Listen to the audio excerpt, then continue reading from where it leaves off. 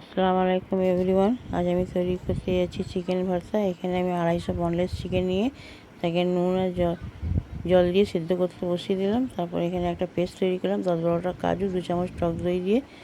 এখানে চিকেনটা সেদ্ধ হয়ে গেছে, তাকে আমি হাত থেকে স্ট্রেট করে নিলাম। করে নিয়ে একটা কড়া চাপালাম, তাতে 50 গ্রাম রিফাইন তেল দিলাম, 2 চামচ পেঁয়াজ বাটা, হাফ চামচ হলুদ গুঁড়ো, হাফ চামচ লঙ্কার গুঁড়ো, হাফ চামচ কাশ্মীরি লঙ্কার গুঁড়ো দিয়ে তাকে আমি আদা রসুন বাটা 1 চামচ দিয়ে ভালো করে মশলাটা কষিয়ে নিয়ে তাতে আমি চিকেনগুলো দিয়ে দিলাম। দিয়ে তারপরে আমি ওই এতে কাজু আর টক দই বাটা দিলাম, দিয়ে নাড়িয়ে তারপরে আমি দিয়ে দিলাম